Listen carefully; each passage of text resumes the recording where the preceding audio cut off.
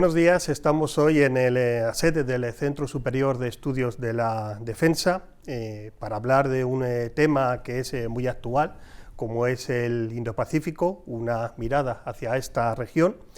Y para ello tenemos al embajador Emilio de Miguel Calavia, embajador en misión especial en el Indo-Pacífico por parte de España y además director de CASIA Asia Madrid. ¿Qué tal, Emilio? Buenos días. Buenos días. Es para mí un gusto estar aquí, donde hace una década estuve siguiendo el curso de Defensa Nacional. Una vuelta, entonces, a la sede del CSD.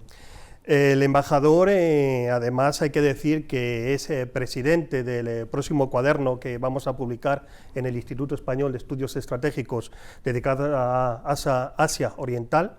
Y además es también autor de Buku Buku, un blog de cultura y ocio en el diario ABC que yo recomiendo encarecidamente para cuestiones de libros y también para estas cuestiones de las que vamos a tratar hoy, ¿no? El Indo-Pacífico. Y yo creo que lo primero pues debe ser un poco definir este término, ¿no?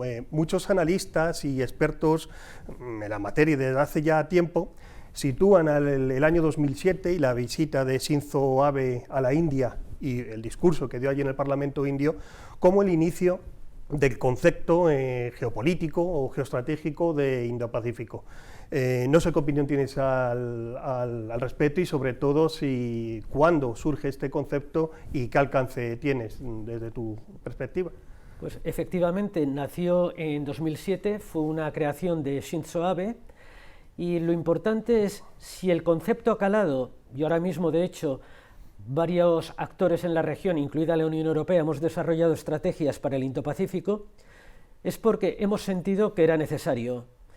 Y en estos momentos de rivalidad geoestratégica es todavía más necesario. El concepto parte de la idea, que a mí me parece real, de que el Pacífico y el Índico están unidos. Hay toda una serie de rutas marítimas que pasan bien por el estrecho de Adén o por el estrecho de Hormuz y que terminan en Asia Oriental. Evidentemente surcan los dos océanos. El estrecho de Malaca es un punto de interconexión clave, pero también están adquiriendo una importancia creciente distintos proyectos que tiene China para conectar el sur y el oeste de China con el Océano Índico. Uno es a través de Myanmar y otro es el más conocido, el corredor económico con Pakistán-China, que terminaría en el puerto de Gwadar. Sí, yo creo que a nivel geopolítico es un concepto que ha venido para quedarse y un concepto incluso que era necesario. ¿Crees entonces, desde un punto de vista geográfico, que podíamos hablar de Indo-Pacífico desde las costas del Pacífico norteamericano hasta las costas de África, o esto un poco depende de la visión de cada país o de cada perspectiva que se pueda tener? Bueno, es un concepto tan novedoso que todavía no hay un acuerdo total sobre qué abarca geográficamente. La estrategia de la Unión Europea dice que va de las costas orientales de África hasta el Pacífico Sur. Yo personalmente hubiera preferido un concepto un poco más restringido, semejante al que, por ejemplo, aplica la India. Uno que va del Mar de Arabia, de las costas occidentales de la India, hasta el Pacífico Sur. Creo que es ahí donde tenemos que centrarnos.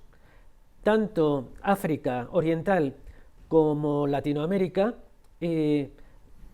son realidades distintas que a lo mejor incluirlas puede presentar algunos problemas de pérdida de foco, lo cual no quiere decir que no se debiera hacer una aproximación a ellas, ver qué hay de interés en ellas sobre el Indo-Pacífico, en qué podemos colaborar dentro de la estrategia de la Unión Europea. El Indo-Pacífico parece que ahora está muy presente cuando se habla a escala global desde conflictos hasta las cadenas de suministro, etcétera, ¿no? De hecho, en la última reunión del G7, que muy simbólicamente fue en Hiroshima y también simbólicamente en Japón, en el documento final que se redactó después de esta reunión, el Indo-Pacífico aparece citado varias veces, ¿no? Parece ahora mismo el área global más relevante a nivel geopolítico Y bueno, si eso es así, ¿por qué esa importancia del Indo-Pacífico respecto a otras regiones? Bueno, la primera importancia es económica, evidentemente. Es allí donde en estos momentos se está generando la mayor parte de la riqueza global. Luego hay una serie de conflictos en la zona que obligan a prestarle una atención especial.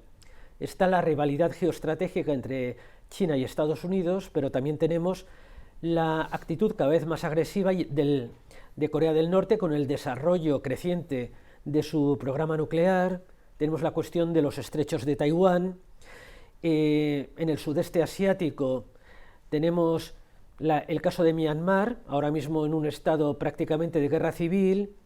La rivalidad entre la India y Pakistán, problemas de cambio climático que afectan sobre todo a los estados insulares del Pacífico.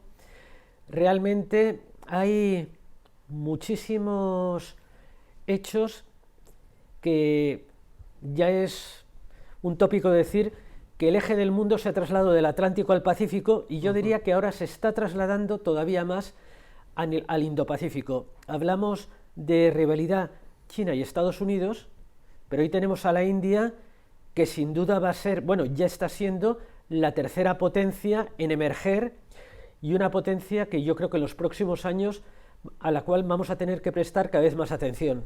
Sí, luego te voy a preguntar sobre la India más concretamente, pero ahora has citado gran parte de las características de la confrontación o las rivalidades que hay ahí. La esencial es entre Estados Unidos y China.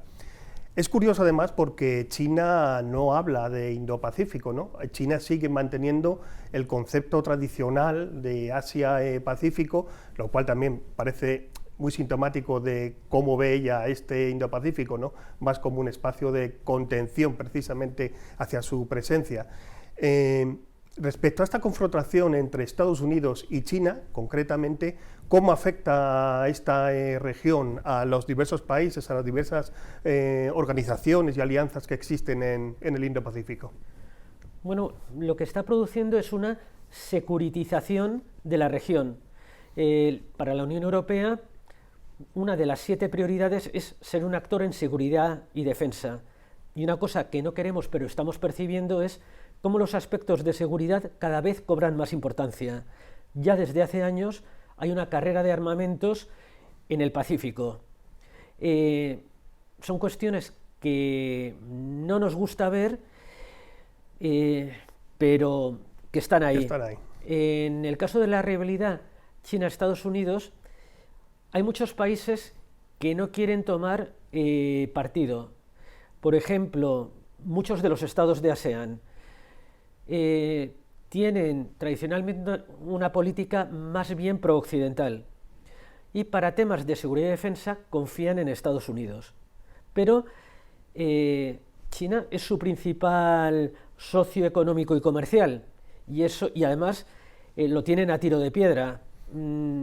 Y eso es una realidad geopolítica que no pueden evitar. Entonces, lo que estos estados, estoy pensando sobre todo en los de ASEAN, pero no son los únicos, querrían que no se les forzase a tomar partido, quedar un poco al margen de rivalidades o de posibles contenciones.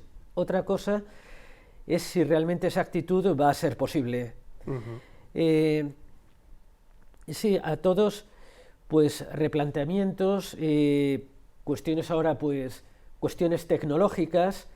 Si hubiera un desacoplamiento en algunas cuestiones tecnológicas, por ejemplo, el 5G,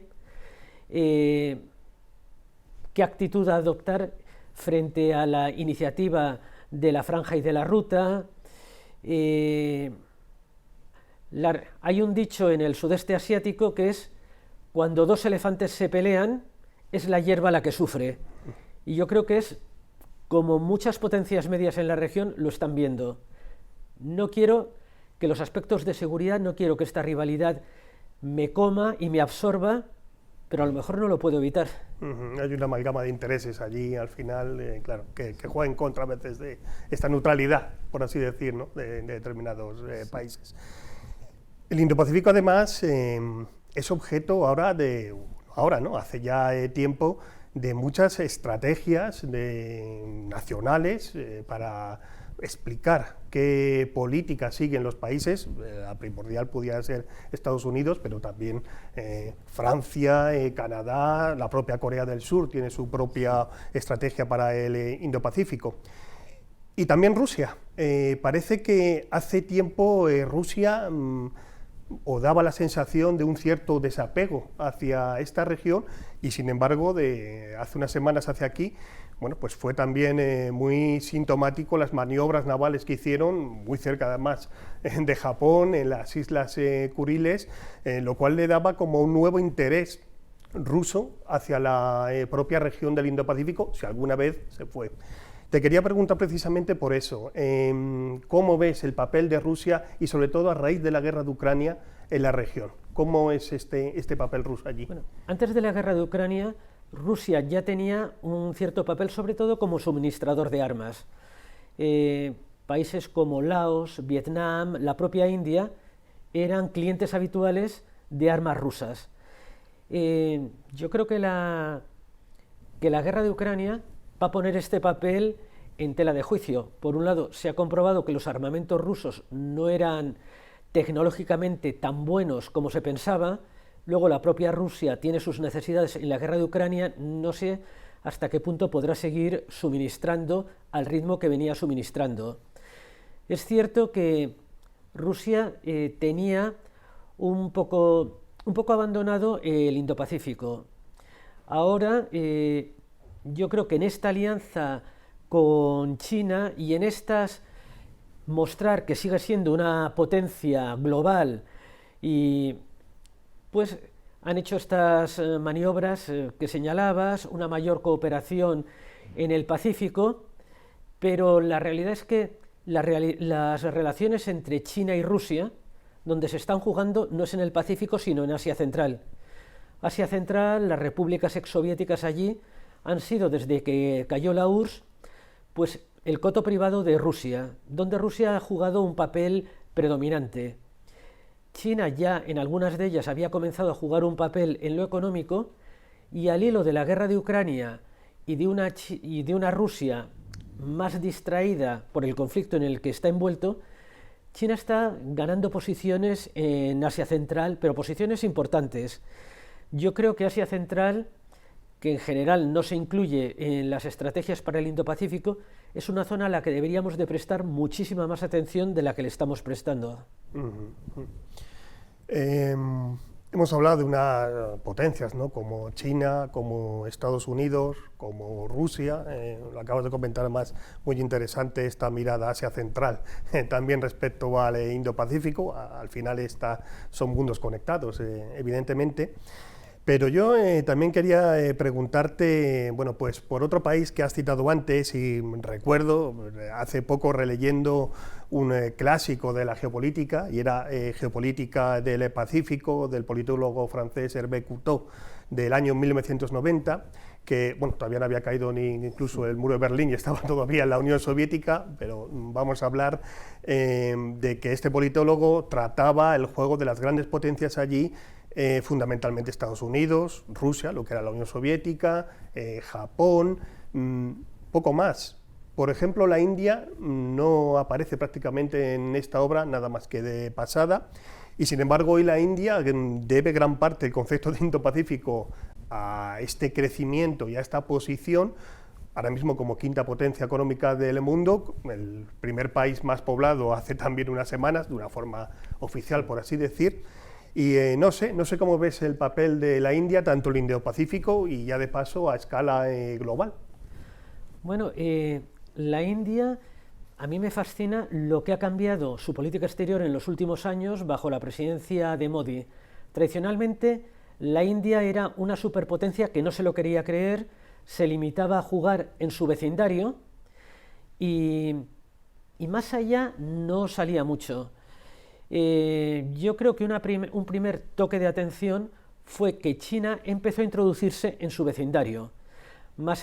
Ya conocemos los enfrentamientos que hubo en 2020 en torno a la frontera común en los Himalayas, pero por ejemplo En un momento dado Sri Lanka estuvo muy próximo a China, donde construyó el puerto de Hambantota. También China estuvo muy metida en Maldivas, tenía grandes proyectos de infraestructura en Bangladesh, en Nepal, o sea, en lo que era un poco la zona de influencia india. Yo creo que hay una nueva generación de indios que quieren jugar un papel más activo en la escena global. India tiene varias cosas muy favorables. Lo primero es un poder blando brutal y que yo creo que lo sabe utilizar. Por ejemplo, la atracción por el yoga, la comida india, el pensamiento indio. Eso tiene muchísimo poder de atracción. Por ejemplo, en Casa Asia hemos advertido, empieza a haber un interés por aprender hindi. También la India tecnológicamente se está desarrollando y a nivel económico, como has mencionado, es ahora mismo el primer país en demografía y una diferencia importante con China, la población india es mucho más joven que la china. Entonces ya empieza a ser la potencia global, está en los primeros pasos de ser la potencia global que merece ser y para lo cual tiene los recursos. Otro factor que comparten China e India es, las dos tienen una diáspora muy importante en el extranjero. En el caso de la India, esta diáspora se da sobre todo en el Caribe, en África Oriental y es en el sudeste asiático, y es una diáspora que como herramienta de política exterior es muy importante.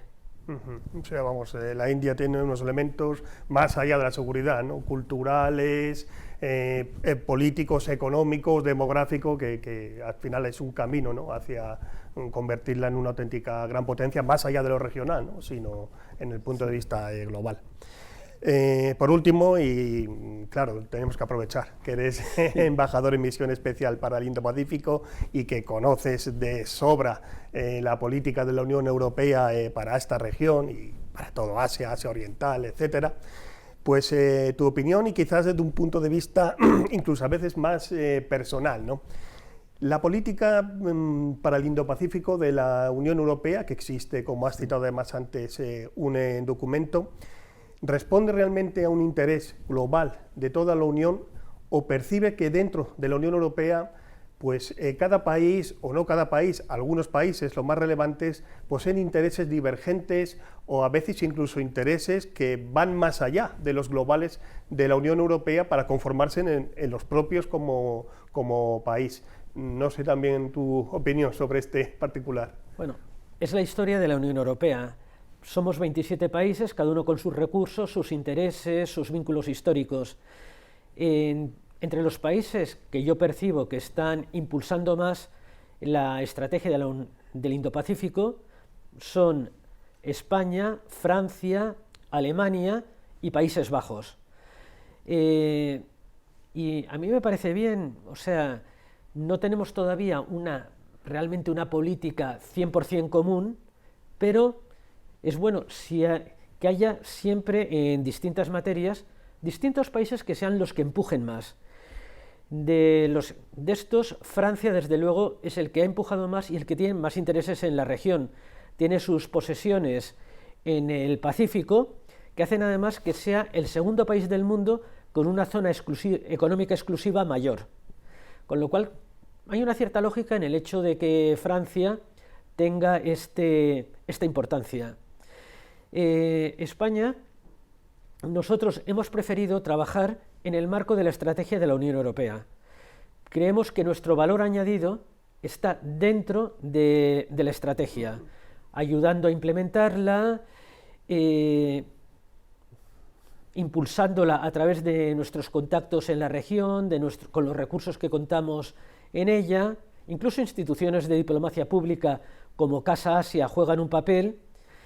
Y una prueba del interés de España es que me designaron a mí como embajador en misión especial para el Indo-Pacífico.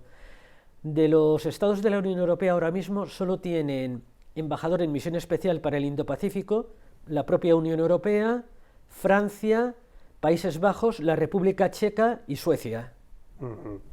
Lo cual habla desde luego de tu nivel y de tu capacidad, de tu conocimiento de cara a la región, y yo creo que ha sido, vamos, muy interesante todo lo que nos has contado, embajador. En unas pinceladas yo creo que has hablado de todo lo primordial sobre el Indo-Pacífico, incluyendo esta cuestión de la Unión Europea. Y nada, pues muchas gracias y un placer para el CSDEN y para el Instituto Español de Estudios Estratégicos que hayas accedido a hablarnos del Indo-Pacífico. Muchas gracias, Emilio. Ha sido también un placer para mí estar aquí. Gracias, Javier.